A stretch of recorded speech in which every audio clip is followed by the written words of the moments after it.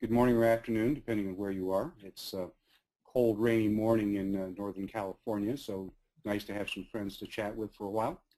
When Pinoti asked me to do this, I thought for a while about an introduction, and basically, I think since I've achieved the status of a graybeard at this point, one of the advantages of that is to realize that change is cyclic in the geosciences. And I remember a paper that I saw Dave Furbish at Vanderbilt give a few years ago where he talked about the cyclic nature of being an academician and particularly the cyclic nature in the geosciences. And he talked about predictable wavelengths like a 7-year sabbatical sequence, or the average 5 or 6 year tenure of a dean, or the average 7 or 8 year tenure of a president, and superimposed on that are larger cycles that on the economy that have a pretty dramatic effect on our discipline and from government as well.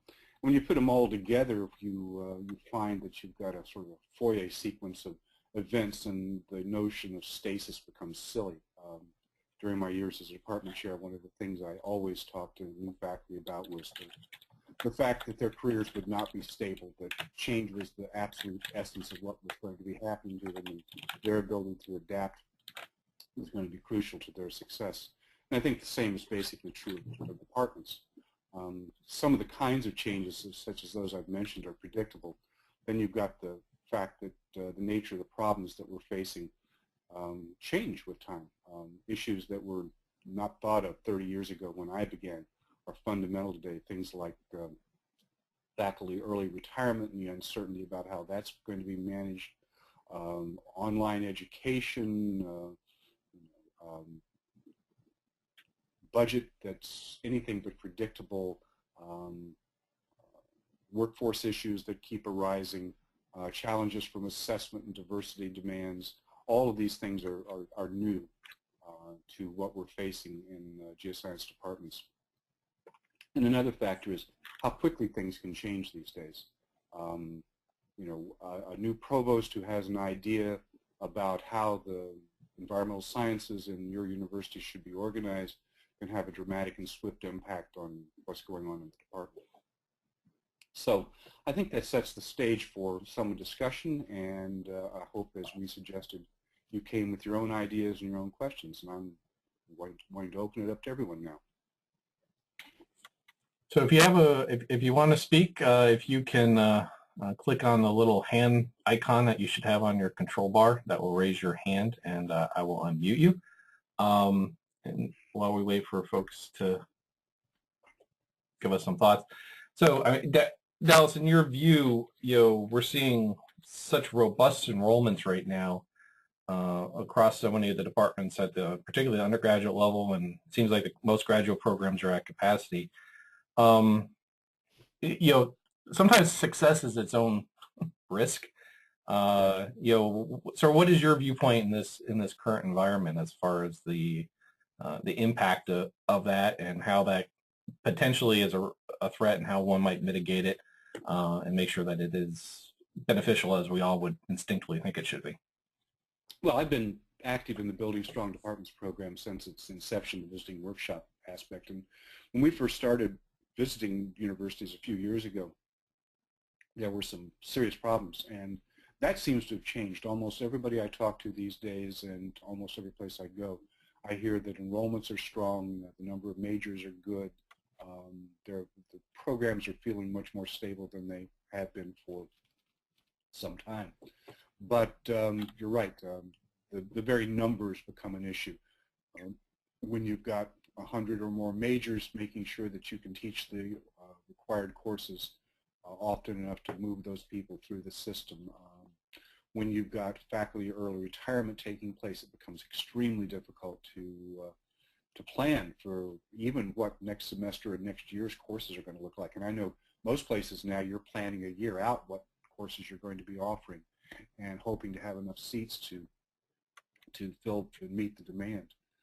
I think those are two of the biggest issues right there, is being able to know what your funding and staffing levels are going to be, and so that you can actually start to make sure the students are getting the courses that are moving smoothly through the curriculum. Okay. We actually have a question from Vicky. Vicky, I'm going to unmute you. Go ahead, Okay, Vicky. I don't know if my microphone's working. Can you hear me? Yep, loud and clear. Oh, okay, good. We are growing as everyone else is, but the problem is so are the other science departments in my college. And they have very large service components in addition to GE. And, you know, in geology at CSUN, we don't have you know, service components. The only other major that is required to take some of our courses are liberal studies, you know, for some perspective teaching, and they're very small classes. So, you know, we're still facing, even with strong growth, strong threats to finances, resource, and space. So I wonder if other people are, you know, it's not just geoscience that's growing, so are all the sciences. Yeah, go ahead. Yeah, go ahead. I was just going to say that and at Georgia Southern, it's actually right. We set a goal at one point of trying to have 1% of the student body as geology majors, geology and geography majors. And, you know, the enrollments in the university were growing faster than we could possibly grow. And even at that, you know, when we came close to that goal, which was desirable at the point, you know, biology had 800 majors. They would happily have given us another 50 or 75. And we finally, as you indicated, reached the point where we didn't need more majors. That wasn't really the issue anymore. And so the resource demands, even though our problems were notable, biology, as I said, had, you know, an unthinkable number as far as we were concerned, people to try to deal with. And so their demand on resources was greater than ours. Right, that's what we're facing too. There are over 2,000 biology majors in the college. You know, and we have about, as of undergraduates, about 70. So yeah, so that is an issue, and you know, we've taken a lot of serious threats to the budget because of you know, getting funding for part-time faculty, particularly. You know, so I just wonder how other people are looking at, you know, growth is you know, it's great, but it's you know, everyone else is growing too, it seems, in sciences.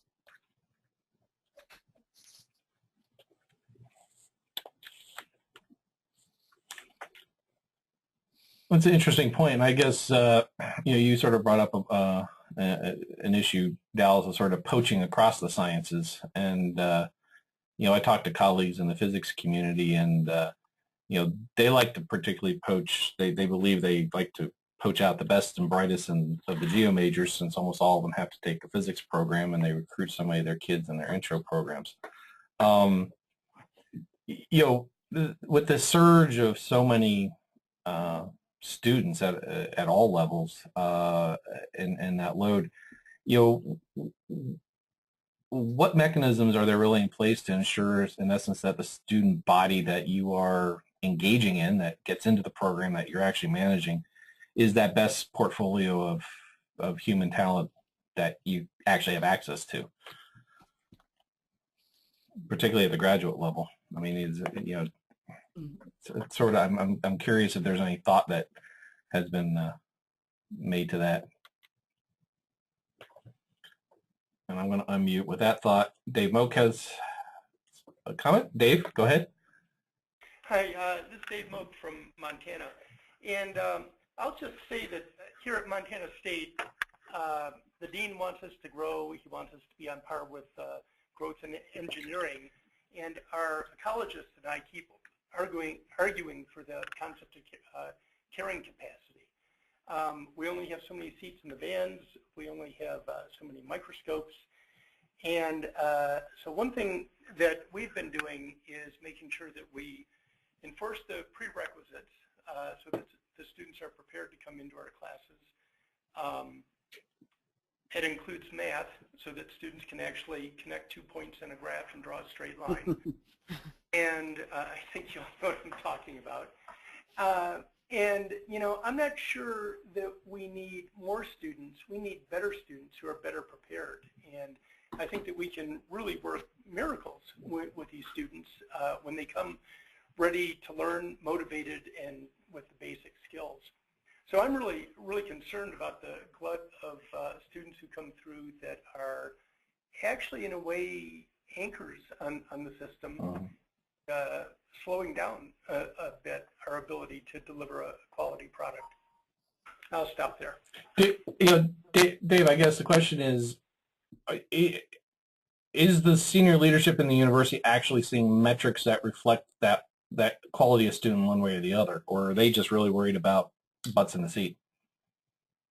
Yeah, if I could, and I know that we're being recorded, so be a little careful here, but our administration has encouraged us over the last couple of years to go from 12,000 total students to close to 16,000 this year.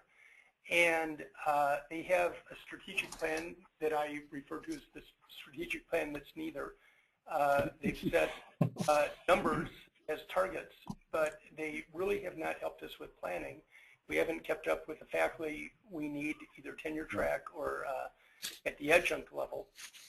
And so we're expected to be all things for all people with very few priorities set.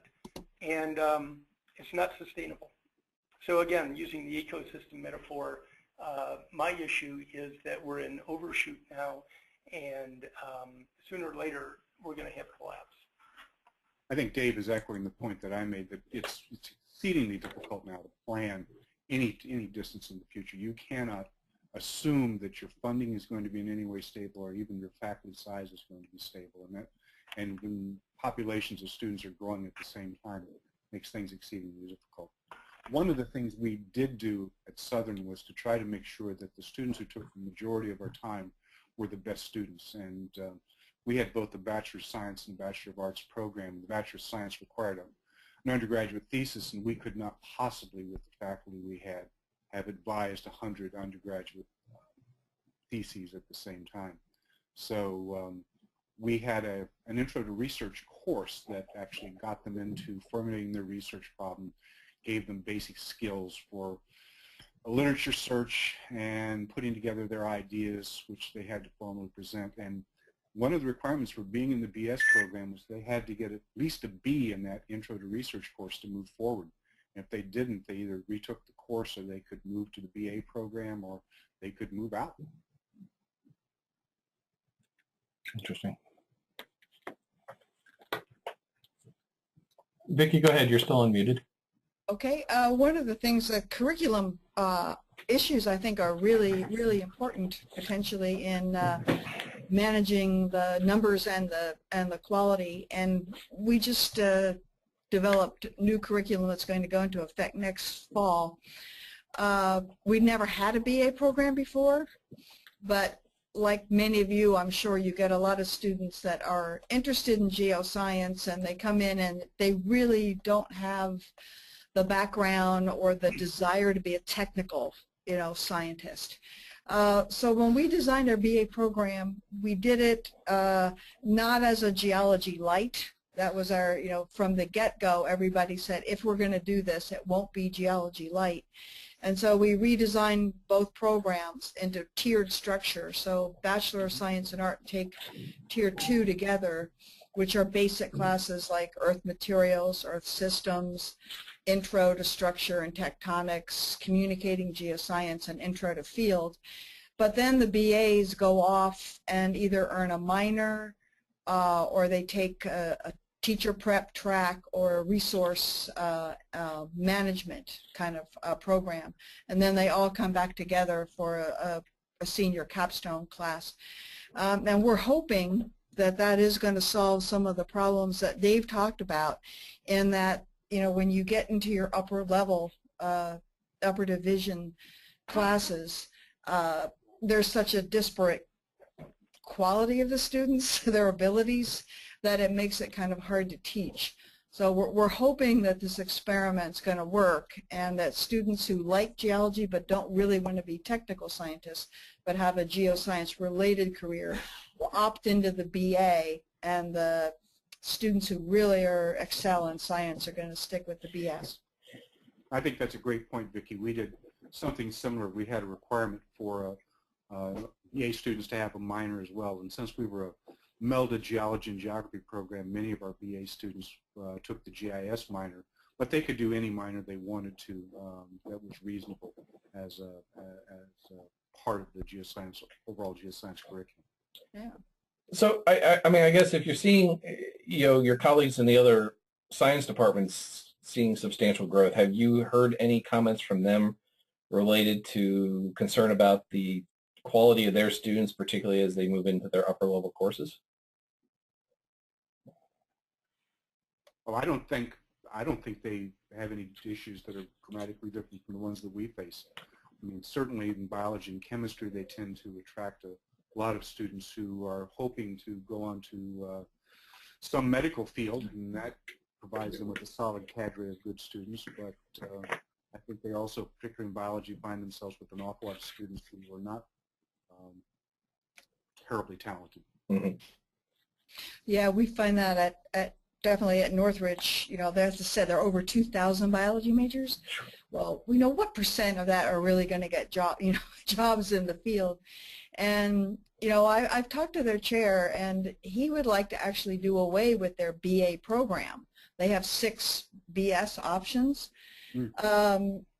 which would probably mean their numbers would go down, but their quality would go up if they don't make the different cuts. But there's controversy there in the department because the resources and money and space that come to them are based on those numbers. So it's really an internal, I think, things departments are struggling with is, do you head toward the quality, which means you might get fewer resources, or do you try to, grab the biggest piece of the pie and deal with, academic problems?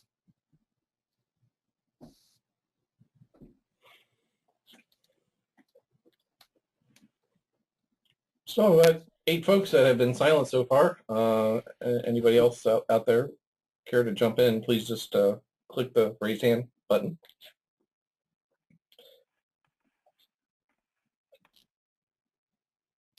I have a question for you, for those apparently other people who are here, about field courses and how that's working for you at the moment. It's a substantial issue in a number of places that I have been recently, and I wonder if you're having similar problems trying to convince the administration that field is a fundamental part of the science.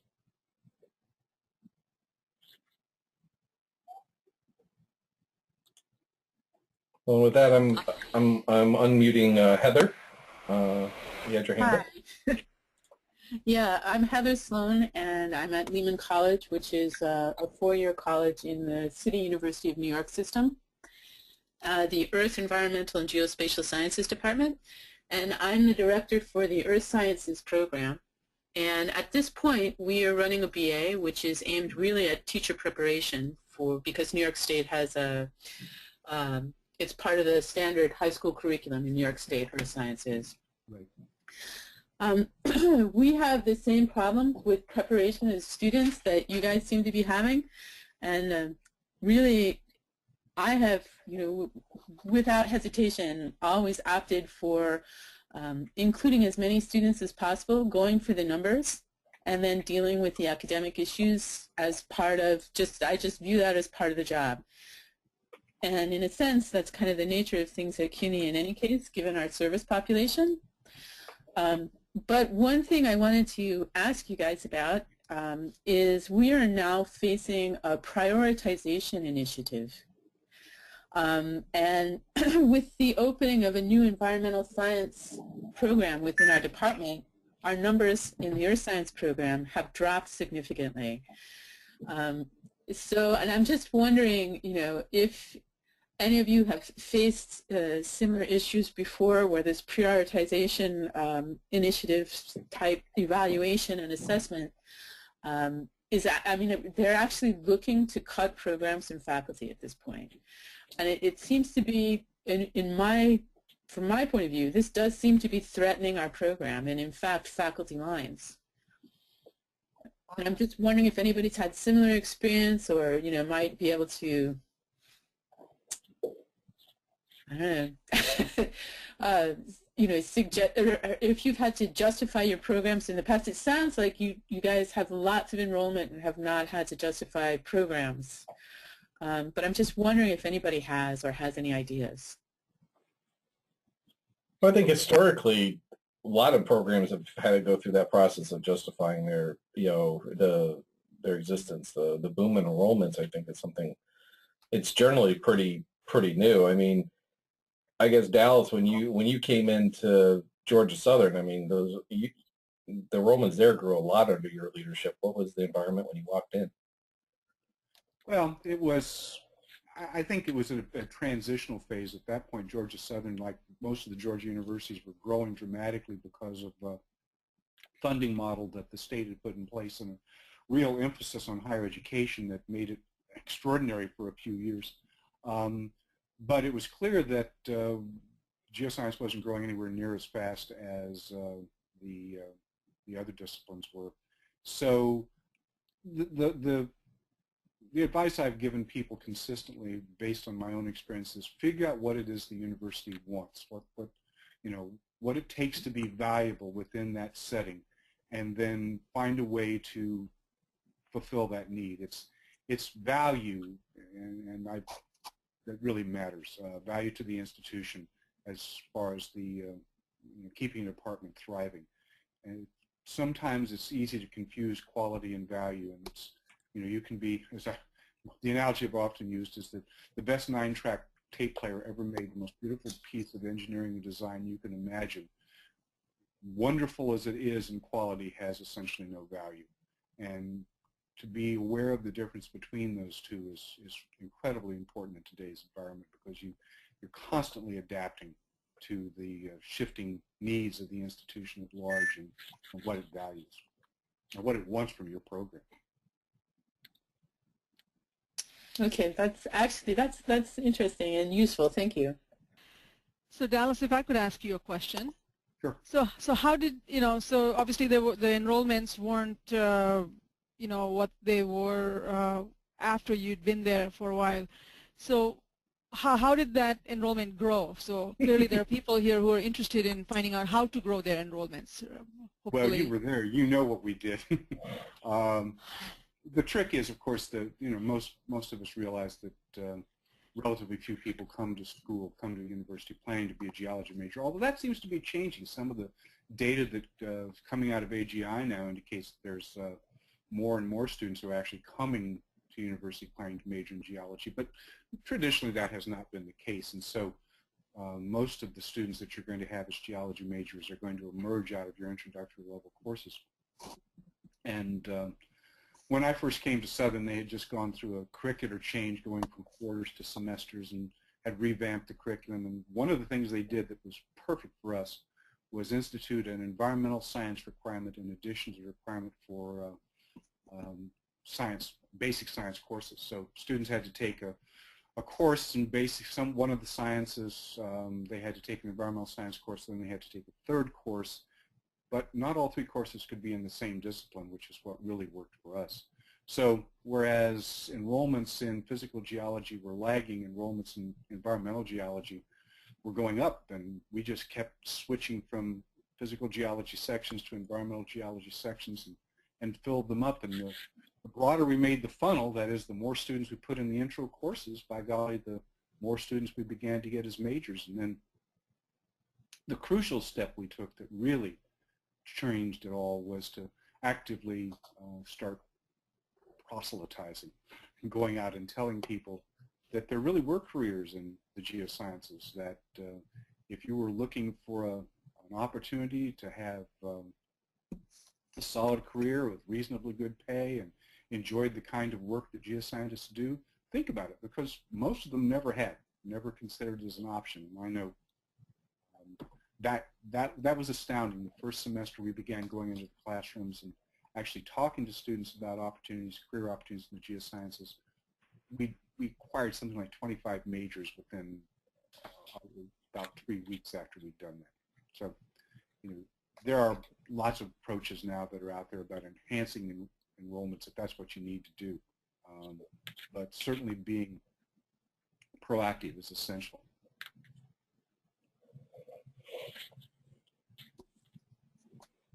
Dave, you're still unmuted. I'm still on. Okay, thanks, Chris. A couple other things that I've done here is had First of all, I make sure that my A team of instructors teaches our 101 classes. You know, it's not a punitive assignment to have to teach 101. I try to make it a mark of honor that only our best and most engaging faculty teach 101 because following on Dallas's comments, we do get over half our majors many times from engineering, but other places as well. I'll just toss out one other thing that we did that may be possible for you to do. I followed the University of Michigan model of creating a series of what we call one-credit mini courses. And rather than doing the survey courses that have been branded a mile wide and an inch deep, we offer one-credit courses in topics of interest that are very topical. They hopefully are easy and fun to teach for the faculty. And what we try to do is to explore topics in a lot greater detail for a limited amount of time. And we worked with the core committee such that if students take any 3 of these one-credit modules, they will get our equivalent of core requirements for what we call contemporary issues in science. So that's kind of like the environmental science degree that Dallas just talked about. So we have, every term we offer 4. They're always different. The faculty cycle through. I've done one on geology and health.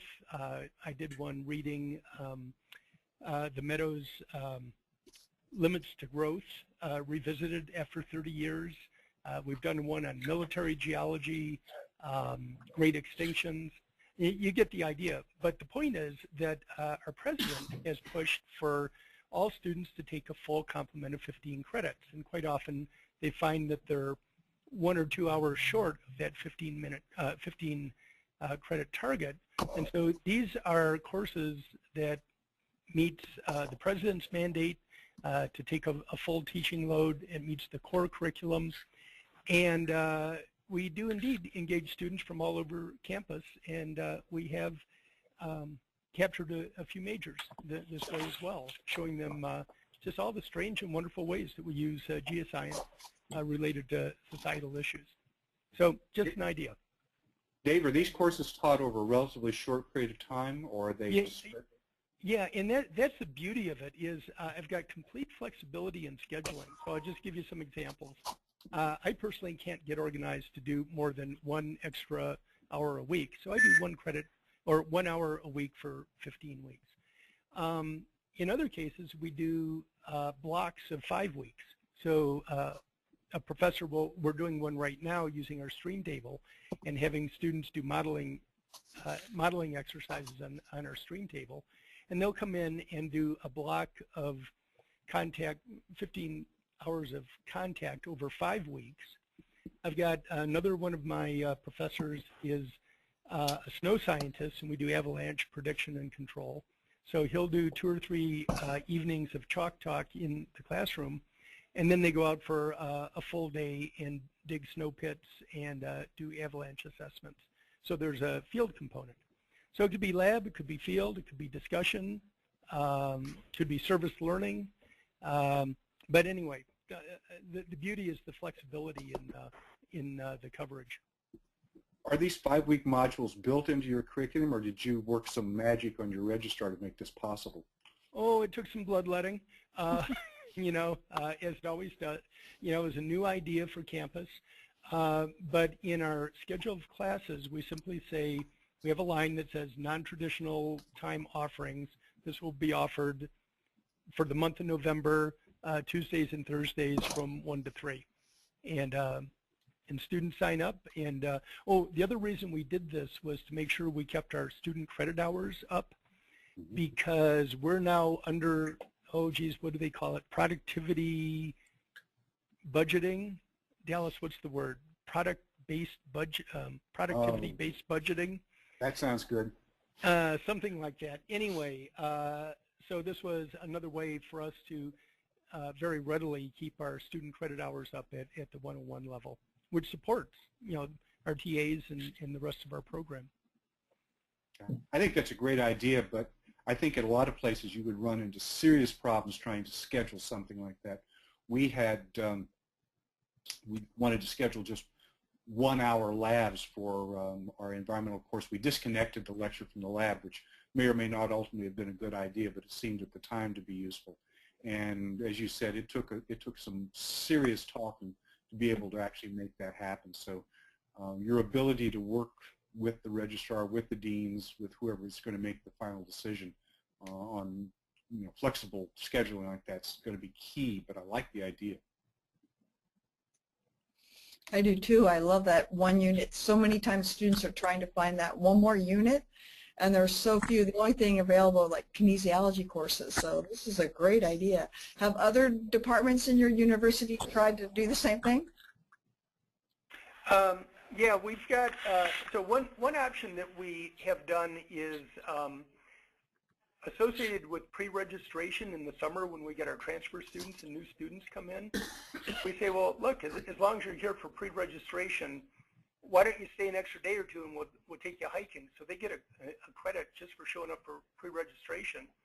We take them out on some hikes, and then they come back in the fall and do either a PowerPoint or some kind of essay on wherever they went. And it turns out that our summer program in particular has picked up on this. Our liberal studies program, our Institute for Leadership, and a few other groups have started to apply this. Interesting. So Todd, I've unmuted you. You have a comment? Yeah, can you all hear me? Yep. Yes. I teach at Hamilton College, which is in upstate New York, and so I'm probably speaking from a little bit different perspective than some of you, but I wanted to echo some of the things that Dave said that we do here, a little bit different than what is done at MSU, but we face the same issue of most college students arriving here not thinking about majoring in geology, although that certainly could be changing. But the way that we have worked on that is several things. One is that for as long as I've been here, we do not teach a regular Geo 101. We don't have a regular intro geology course.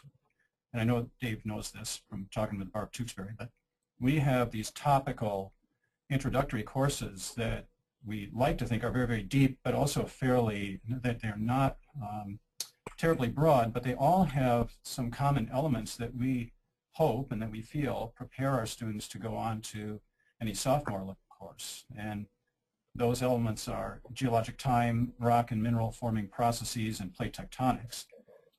But we have these pretty narrow courses. So, for example, one colleague teaches a course just on ocean science, basically oceanography course, and another colleague teaches a course that is just on the geology of New York outside of the Adirondacks. And I teach a course that's basically just about waste disposal. And Barb teaches a course just on Northern Africa. And that has worked pretty well to hook, to get students into the major. And we've kind of gone up and down with our enrollments through the years, but we're on a pretty good upward trend right now. And part of it is that, part of it is probably just what's happening all over the country. Another thing that we have too is we have this kind of freshman program that is called Adirondack Adventure around here, because a lot of it is backpacking or canoeing trips up in the Adirondacks, but not all. And the college is trying to push this on faculty so that all first-year students, incoming first-year students, will have some sort of college-level experience during the week or a couple of weeks before they actually matriculate here in August. And so we're going to try to get on board with that, and it's kind of like what Dave was saying. We're going to try to take them out on geo field trips. These things are not credit bearing, but we're hoping that will be a hook into geo.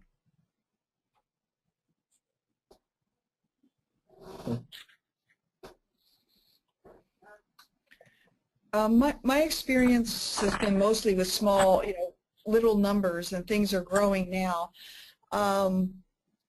nationally. But I wonder, what, I haven't read that much on the different causes or speculations on why that's so, except to note that the last time our department had large numbers was, during petroleum booms.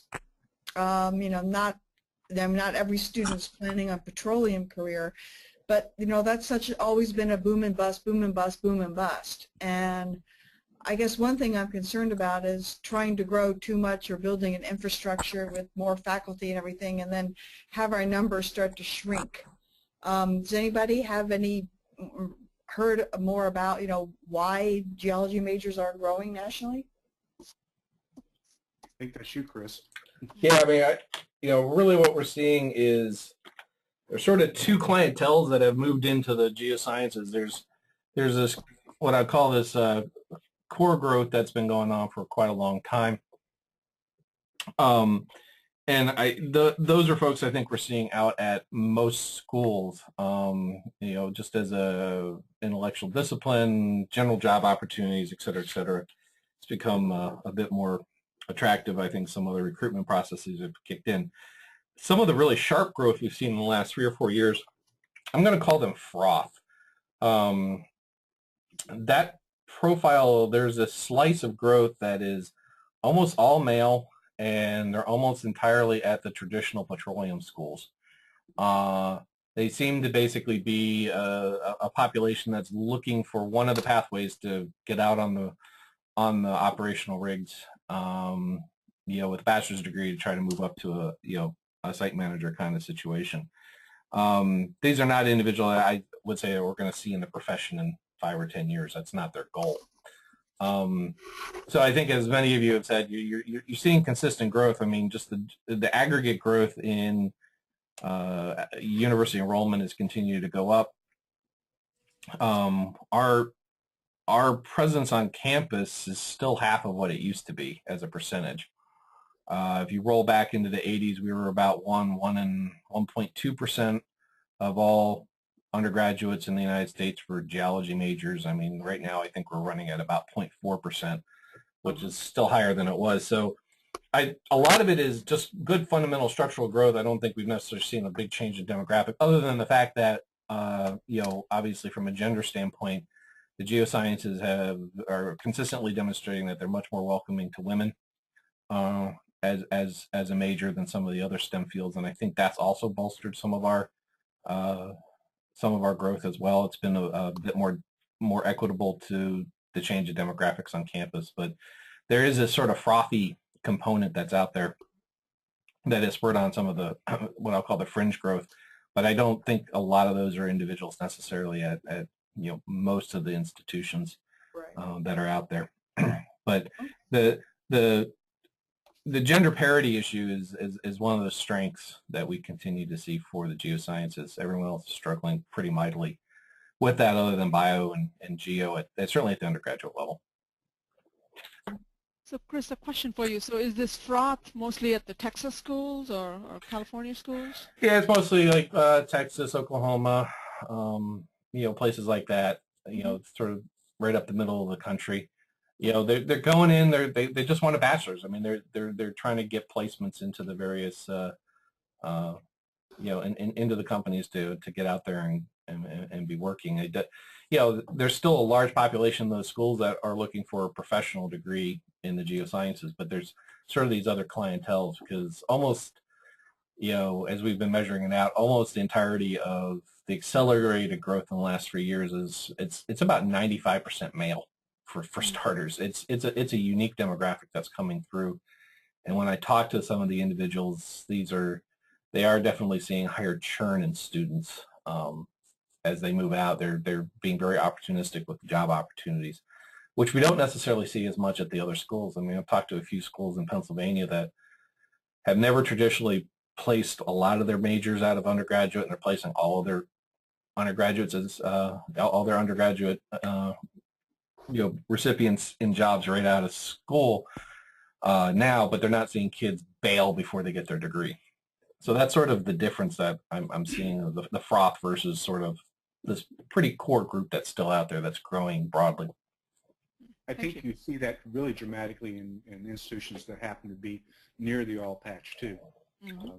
I think in particular of Cal State Bakersfield, where I have friends and I've spent a fair amount of time, and their growth has been dramatic, but then the kids can walk out the door and get a job. And one of the positive aspects of that has been, though, that it's really helped with diversity. They have one of the largest percentage of Hispanic students in the country, and that's partly a result of the ability to get a job close to home, and partly a result of their amazing efforts in reaching out to local high schools and getting people aware, making people aware of opportunities in the geosciences much earlier than they are in most places. I wanted to visit back on a question you put forward earlier, Dallas, about field camp and sort of a comprehensive field experience. Our data is still showing that we have about 23% of the bachelor's recipients saying that they wanted to do a field camp or a comprehensive field course, but weren't able to in the course of their studies. I think most geologists, certainly most employers, would say that's a real problem. But I guess from the standpoint of the viability of a program, what kind of impact do you think that has as far as some of the students not being able to find placements at some of these field camps during the course of their undergraduate? Obviously, it must not be a required course, but probably a strongly encouraged course. Do you see that as a long-term threat to sort of the quality of the growth in these in departments if students aren't able to get these experiences, or do you just think that this is a kind of thing the market will flush out eventually? Well, Chris, let me ask you the question. Do you see any evidence in the data you get back from the departments that new field programs are coming into existence? I know there was a dramatic decline after the oil boom of the 80s when people were desperate for field experiences, but those camps expanded dramatically, and then the collapse came, and a lot of those places went out of business altogether. Has anybody started to take up the slack?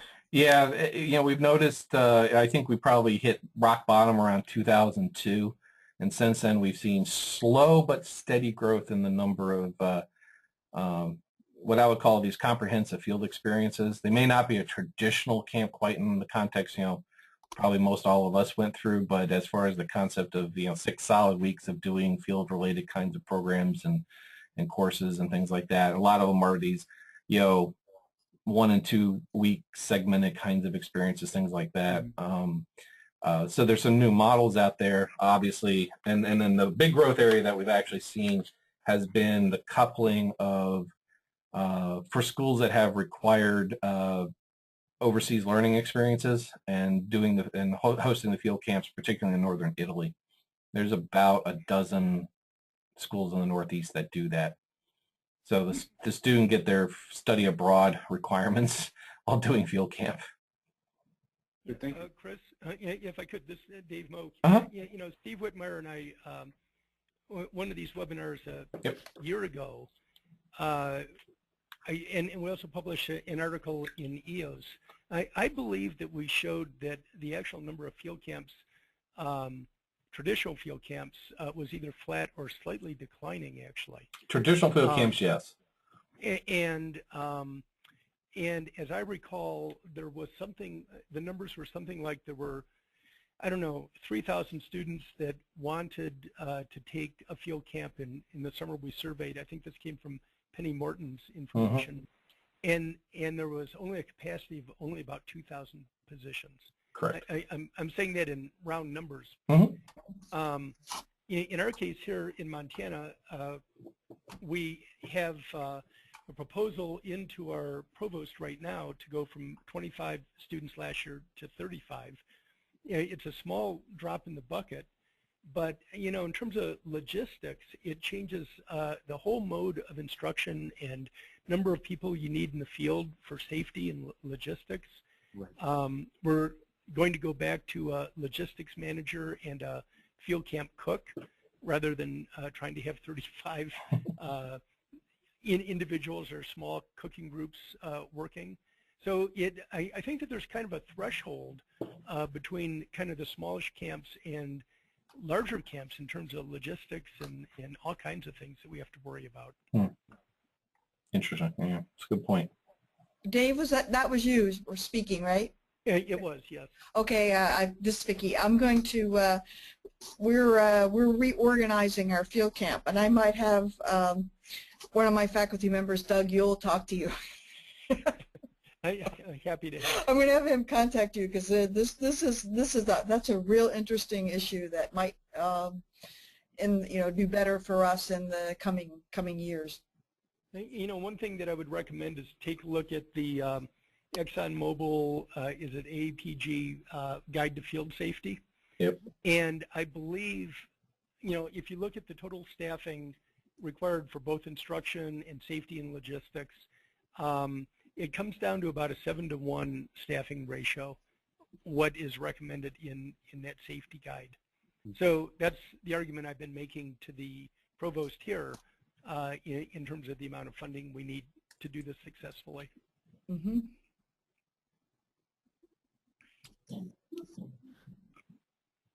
Vicki, if you'd like to read the article that Dave is referring to, if you go back to the webinar website, you can scroll down and find the webinar from last year. You'll see all the links. Oh yeah, the one on field camps, right. Mm-hmm. Mm-hmm. Okay.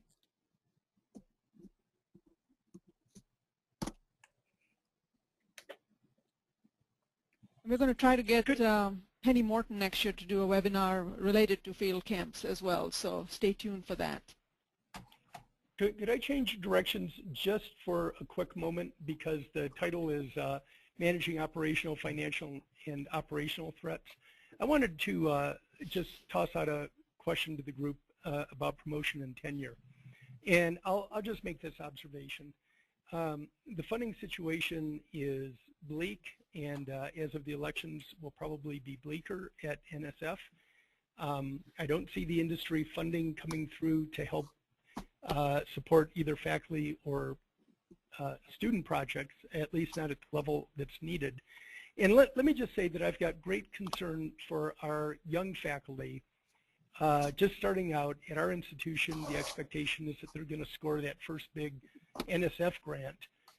And I'll just make the observation that the tenure system that we have in place is about 30 years old, and it has not changed with response to changing political and economic and budgetary realities. So I guess my statement is I'm really concerned about being able to support and sustain our young faculty. And Dallas, maybe you could take a crack at what the heck are we going to do about promotion and tenure in these troubled times? Boy,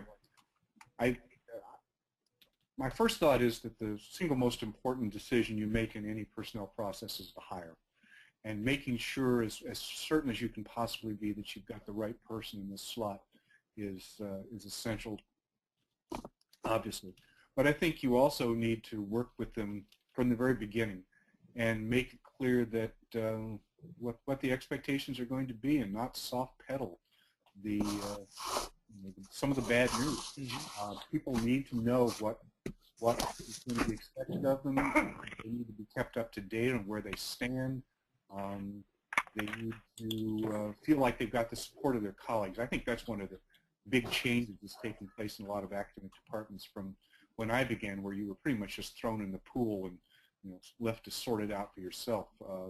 Now the amount of support that's there is, I think, a big step forward. I mean, it's a much more positive environment than it used to be. And partly because we realize we need these people to succeed. We don't want them. We don't want to turn around and 4 years later go out and look for someone new to fill that position. I think that doing everything you can to keep their teaching loads within reason during the first few years is essential. And then working with the administration in whatever way is possible to provide some startup funds, which was a real issue for us and is an issue for lots and lots of people, especially in smaller departments, that is, smaller universities where they don't have a strong research background. That's all pretty general, but that's where you begin, I think.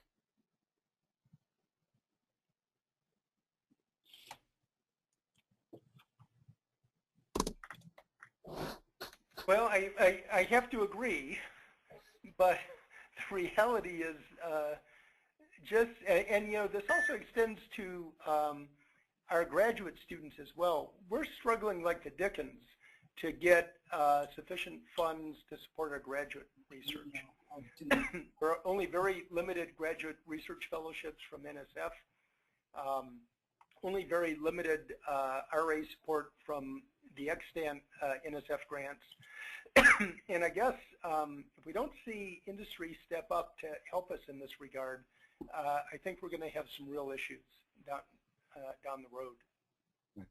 Well, I think the other source of increased revenue is to think about fundraising. I mean, most departments are asking, most universities are asking departments and department chairs to be much more entrepreneurial in their outreach to their alumni and to contribute wherever possible to raising funds for themselves. And sometimes there are opportunities available that simply haven't been pursued, and you know, sometimes the university's development office will step on you if you talk to the wrong person. Yeah, good point. Thank you.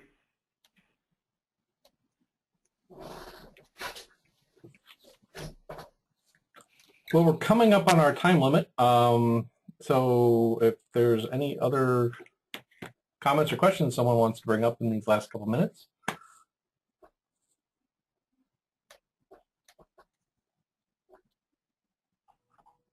Going once, going twice. So not hearing any other conversation, I think we'll probably try to wrap up this town hall. Don't want to keep people past the hour. With that, I am going to hand this back over to Pranoti. Thanks, Chris. Thank you, Dallas, for taking the time to answer all those questions. And I should note that one of the operationals should have been occupational, was my typo. This will really bother me for a very long time. So, so if you know of colleagues who wanted to attend today's webinar but were not able to, note that there will be a recording available in the coming days or weeks, so you can certainly forward them the recording. And if you have any other questions or comments for Dallas or Chris or myself, please feel free to email me. You can see my email address on the screen. And if you want to join the AGU Heads and Chairs listserv, please send me an email as well.